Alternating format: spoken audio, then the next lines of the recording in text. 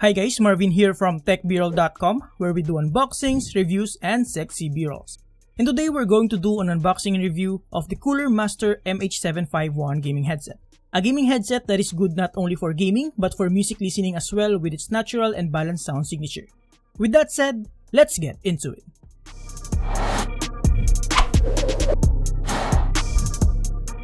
Alright, so the packaging for the Cooler Master MH751 is actually very good with a decent amount of details about its looks, key features, and specifications.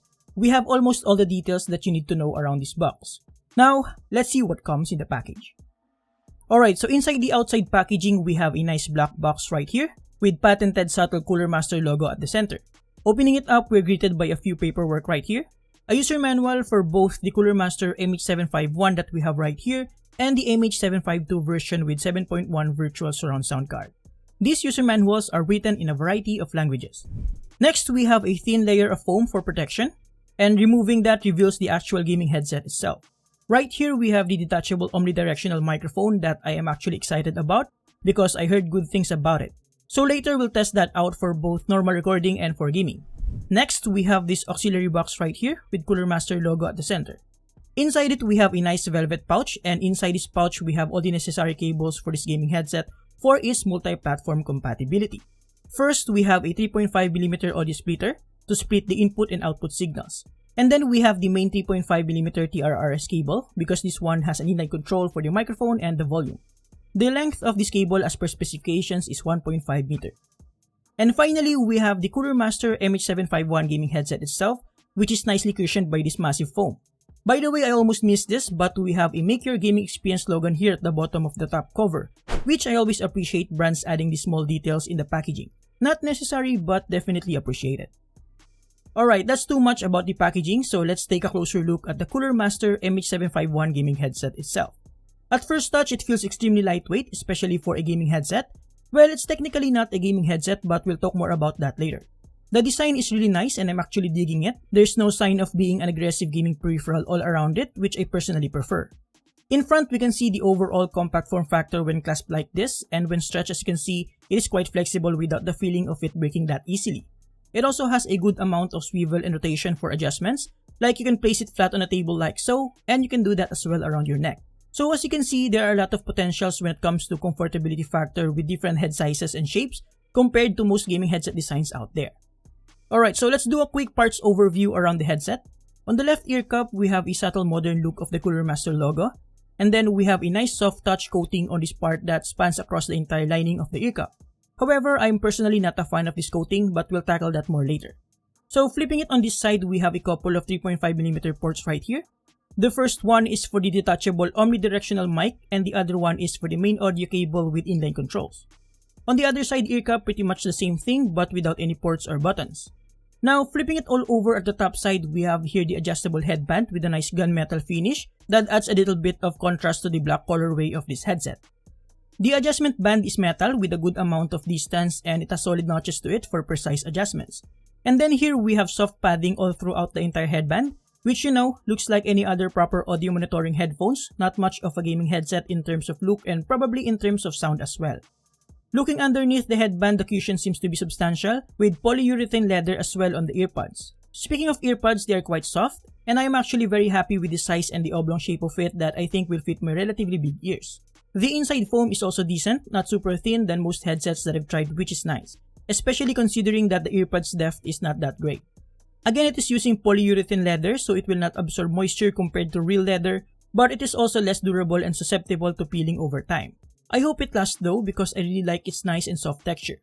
I also like the fact that Cooler Master didn't add much branding to it other than their subtle logo on their ear cups that gives just the right amount of representation of the brand. However, there's one thing that I particularly don't like about the design, and that is a soft touch coating on the ear cups because I know that this kind of coating could peel up or shine over time. But overall, aside from the coating, in terms of design and construction and potential for comfort, it is very good with the Cooler Master MH751 gaming headset. Moving on, let's discuss about its attachments and accessories. First, we have the omnidirectional mic, and it actually goes in only one way, so you won't get confused and to make sure that the microphone will always be in the direction towards your mouth. Next, we have the main cable, and it actually has a locking design, which is a nice touch to keep the cable intact. Essentially, you just have to plug it in, turn it like so, and you're good to go. I also appreciate that Cooler Master included a nice velvet pouch since this headset is technically portable and a multi-platform headset that can be used on the go with your smartphone, tablets, and whatnot. Speaking of multi-platform compatibility, like I said, you can use this on a smartphone and PC and potentially on consoles as well. However, as per my testing, the main cable is not suitable for smartphones with a rather thick casing like what I have here. It doesn't go all the way in, so I had to use the splitter for it to work. A bit of a hassle, but your mileage may vary depending on the case of your smartphone. The main use of the splitter is actually for your PC, so that you can split your input and output signal and manage them through your digital audio workstation.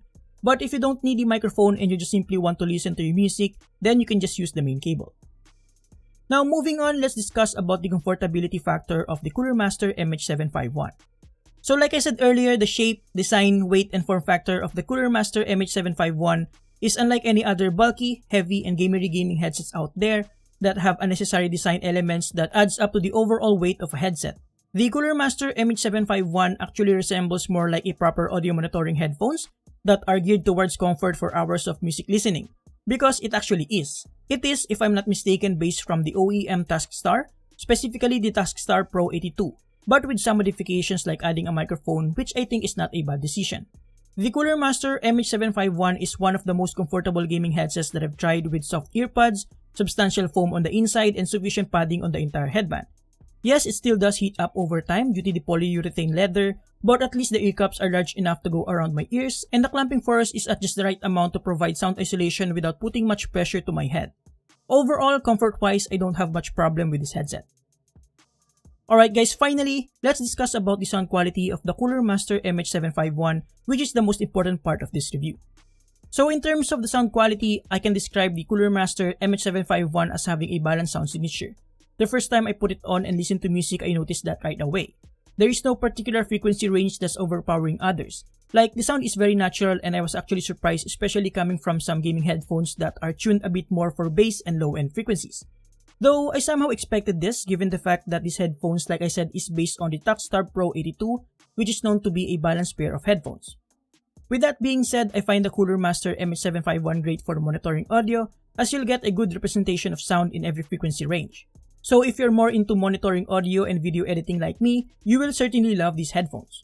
As for music listening, this will not please any bass heads out there, but low-end frequencies are still quite detailed with enough kick to it, just not overly punchy. The mid-range has amazing clarity and imaging, and it's actually quite satisfying to listen to music with lots of different instruments playing around without much congestion and with a decent amount of depth from each other. Vocals are very crisp, and stereo representation is also nice when listening to music that moves around, even without a 7.1 virtual surround feature that the MH752 has. High frequencies are also well controlled and can maintain clarity without being too harsh or unpleasant. I'll have to say though that you might need an amplifier to get the full potential of this pair of headphones, as you'll get barely enough volume when using this on a smartphone or just using your motherboard's built-in sound card. Don't get me wrong guys, volume is substantial even without an amp, but plugging this on an amplifier or an audio interface unlocks its potential, especially if you like listening to music on high volume. It's also worth noting that it doesn't distort much if you crank the volume up using an amplifier. It will start to get uncomfortable before it even distorts. Now talking about smartphones, since this headset uses a 3.5mm interface, you can pretty much use this with a wide variety of devices such as smartphones, tablets, PC, consoles, and the like. Though like I said, volume levels are just sufficient enough without an amplifier. As for the microphone's quality, well, let's just say that this is the best microphone on a gaming headset that I've tried so far. Listen to this guys.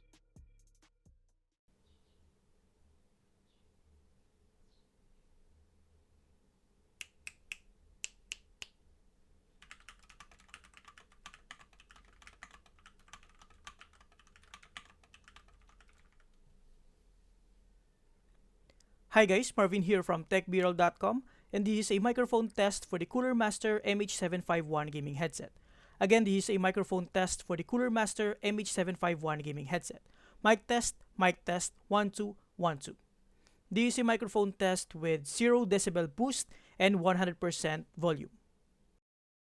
Hi guys, Marvin here from TechBroll.com, and this is a microphone test for the Coolermaster MH751 gaming headset. Hi guys, Marvin here from TechBroll.com, and this is a microphone test for the Coolermaster MH751 gaming headset. Hi guys, Marvin here from TechBroll.com, and this is a microphone test for the Coolermaster MH751 gaming headset.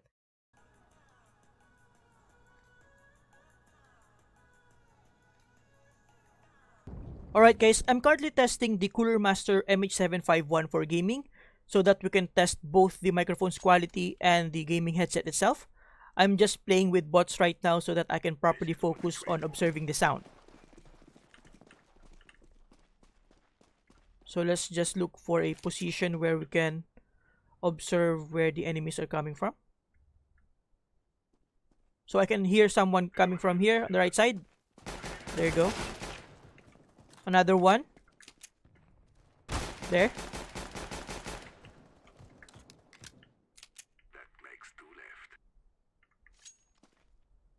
So yeah, even with this headset not specifically tuned for gaming, or like there's no bass boost or virtual 7.1 surround sound, you can definitely hear where the sound are coming from.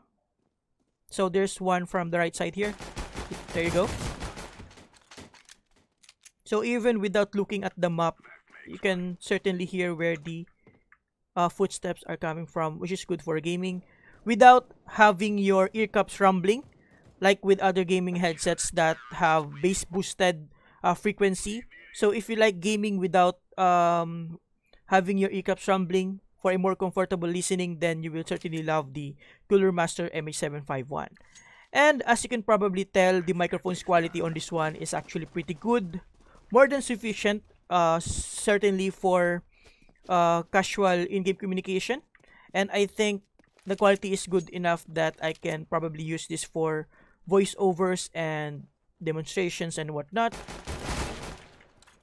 But let me know in the comments below what you think about the quality of the microphone on this one, guys, because I think it is pretty good. So yeah, let me know in the comments below what you think about the quality on this microphone.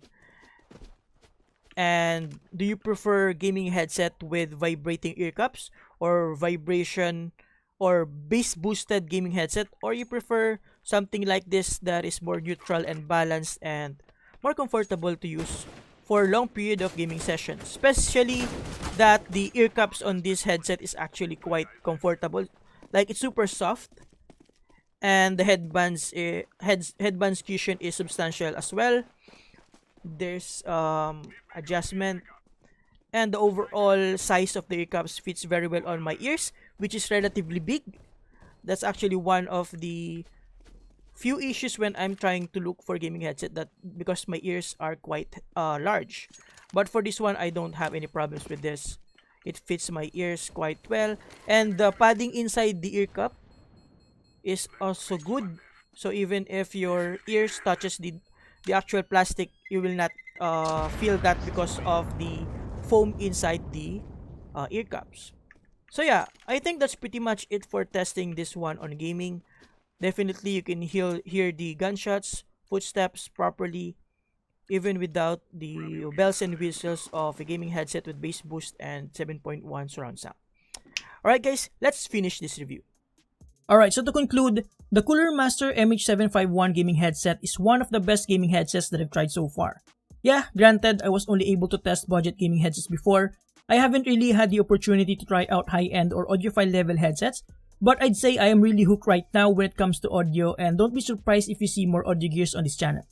But yeah, going back, there's really not much to complain about the MH751. It is comfortable, the design is neutral looking, I really like the natural and balanced sound signature that is very good for my task, which is video editing, and of course quite sufficient as well for gaming, especially because of the amazing quality of the microphone.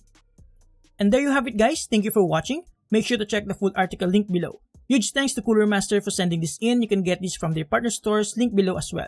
Next up from Coolermaster, we have the MM710 gaming mouse, but I'm still waiting if they can also send me the new MM711 so that I can feature both of them in a single video for you guys.